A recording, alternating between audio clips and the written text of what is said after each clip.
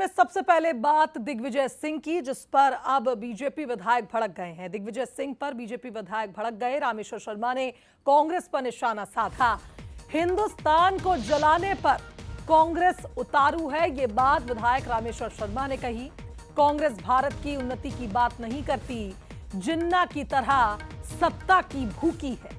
नेपाल बांग्लादेश की तरह देश को भड़काना चाहती है कांग्रेस। विधायक ने कहा कि न्यायालय को कांग्रेस पर संज्ञान लेना चाहिए। तो दिग्विजय सिंह पर बीजेपी विधायक रामेश्वर शर्मा भड़क गए और एक बड़ी बात कह डाली।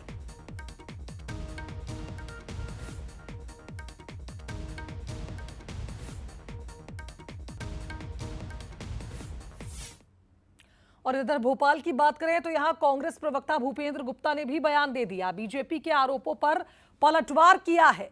कहा कि बच्चे जो बयान दे रहे हैं वे एबीवीपी और बीजेपी से जुड़े हैं। प्रशासनिक परेशानियों का जिक्र, बीजेपी इस पर चुप है। केंद्र और राज्य सरकार की ये पूरी जिम्मेदारी है। आवाज उठाने वालों को आतंकी बीजेपी बता रही है। तो दोनों राजनीतिक दलों का क्या कुछ कहना है, आइए सुनते हैं। केवल वो चाहते हैं कि उन्हें सत्ता चाहिए। जिस तरह आजादी के समय सत्ता का भूखा जिन्ना था, उसी सत्ता की भूख में कांग्रेस के राहुल गांधी और दिग्विजय सिंह हो गए। ये दोनों सत्ता के भूखमरे हिंदुस्तान को जलाना चाहते हैं।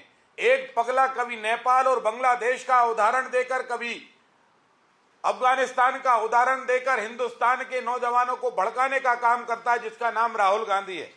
एक दिग्विजय सिंह, वो भी इस तरह के ट्वीट करके आज बताते हैं कि जो हमारी बात नहीं मानी गई, हम आग लगा दें। वहाँ में सरकार में रहते हुए भारतीय जनता पार्टी के बच्चे अगर इतनी प्रताड़ना में हैं, तो सरकार कैसी चल रही है, इसकी बात नहीं करेंगे गवर्नेंस की। कांग्रेस ने शेयर कर दिया उनका वीडियो, क्रांति आ गई एकदम। अचानक देश के खिलाफ बिगुल बज गया। और जो बिगुल बजा रहे हैं असली बच्चे, जिनकी जो है जीवन आपने सत्यानाश कर दिया है, उनकी कोई चर्चा नहीं करेगी बीजेपी। ये दोगलापन है भारतीय जनता पार्टी की राजनीति का। चलिए, इस खबर पर हमारे साथ सहयोगी सूरज शर्मा लाइव जुड़ रहे हैं, उनका रुख कर लेते हैं। सूरज, एक भड़काऊ पोस्ट और उस पर अब सियासत काफी ज्यादा गर्मा चुकी है। दोनों ही राजनीतिक दल एक दूसरे पर आक्रामक है और अब आप देखिए रामेश्वर शर्मा ने यह तक कह दिया कि कांग्रेस देश को जलाने का काम कर रही है।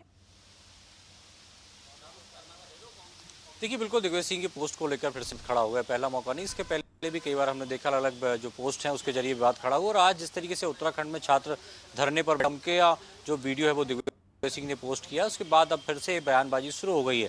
बीजेपी स्पष्ट तौर पर कह रही है कि कांग्रेस का यही असली चेहरा है। पहले राहुल गांधी जेएनजी के जरिए संविधान बचाने की बात कर रहे थे, देश को जलाने की बात कर रहे थे। अब दिग्विजय सिंह भी इस प्रकार की जो भड़काऊ पोस्ट है वो शेयर कर रहे हैं।